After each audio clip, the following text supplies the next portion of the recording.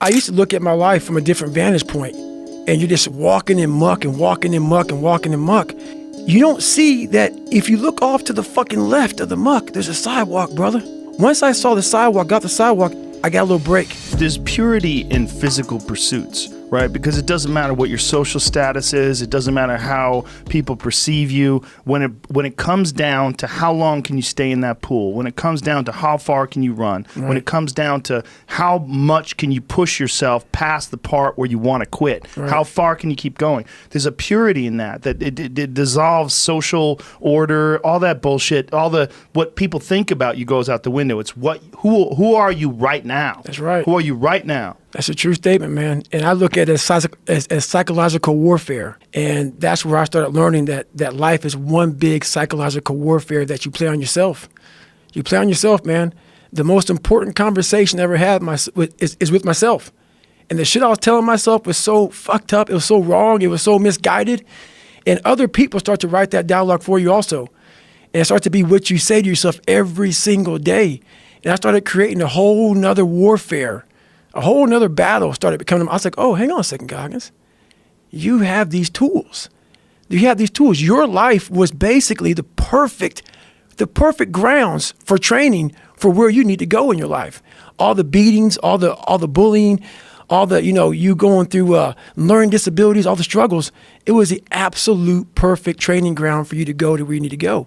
And that's how I started looking at my life versus woe is me, poopy pants, kick a rock down the street mentality. It was, God just hooked you right the fuck up. He hooked you right up, man, with the perfect place. You were training for the first 18, 19, 20, you were training for this stuff, man. You had the advantage of everybody else versus, my God, they're so above me. They came from a great family. Mom and dad love them. They didn't they didn't stutter, they didn't struggle. No, man, your struggle is what made you who you are now. So I started flipping this into I started being a master of what I was scared of. I was scared of my mind. And I became literally a master of that mind. And that's what from now on, it sets me apart from most people. I started diving into that. Well, that is a big part of the story is when you go over your childhood and, your abusive father and then having this great guy that was going to become your stepdad and then he gets murdered. It's like right when you're about to get out of it, everything looks good. Boom, and then he gets murdered. It's like these things really did sort of set you up to start from scratch again and just go, okay, roger that. We start from scratch. Right. And now you have that attitude. You developed it through all of these horrible personal experiences, all the trials and tribulations, all the evil shit that people try to do to you. That sort of set you up to be able to deal in a way that a lot of people can't. Well, I used to look at my life from a different vantage point.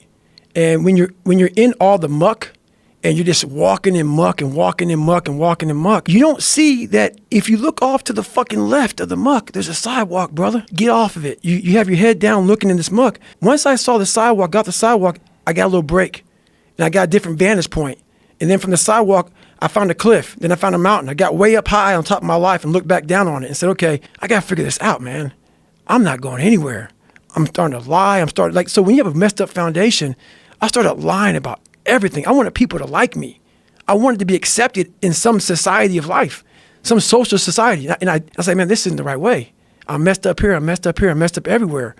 And so I realized the worst thing that happened to me is I lost myself. I never had myself. I never found myself. I had no self-esteem. So I knew through working out and through learning, I started finding self-esteem. Once I found that, that's when doors started opening up.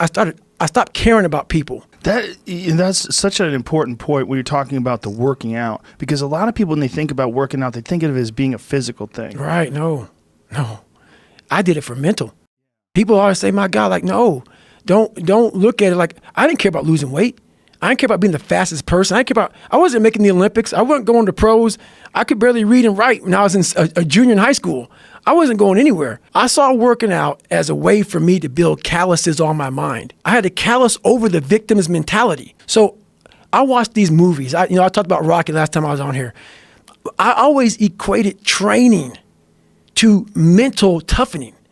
Like, it always looked brutal. People waking up early and doing all these things, and it looked horrible. I was like, wow, man, I got to start doing that. Not to get better, bigger, and stronger, but that is what's going to build me. That looks uncomfortable. That looks brutal. And getting up early, I don't want to do that. So I made this long list of things that I don't want to do. And through that, I found myself. I'm like, you guys aren't doing this shit in high school. You guys aren't getting up at 5 o'clock in the morning, running over here in this golf course. So I started seeing myself very differently than the average human being. I was like, hang on a second. I have something they don't have. And that's when I started to develop these things through working out.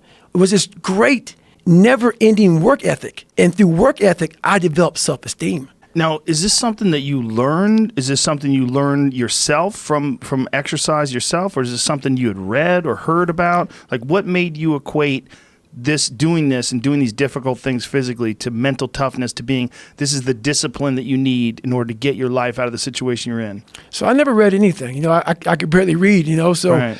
I wasn't reading back then.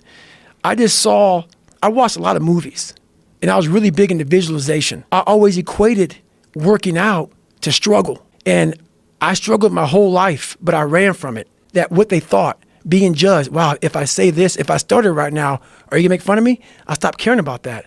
And that's when my life started really changing for me, slowly but surely. So I started realizing, man, I gotta start facing the struggle, and I gotta be mentally strong for the struggle.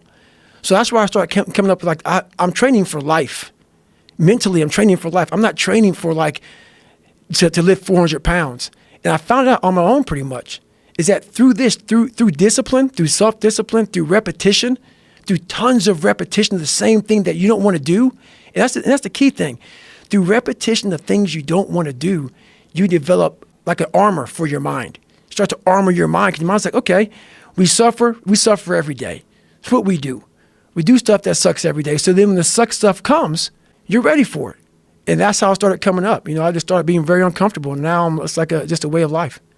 It's a crazy thing to figure out, though. It's like that you figured it out, and you didn't just figure it out, you embraced it. Like when you were talking about your senior year of high school, when you're talking about your mirror being your accountability mirror, like you had a radical shift. Mm-hmm. Like you just decided to not be a fucking loser, right, and to start tightening up and start holding yourself accountable and get ready for things.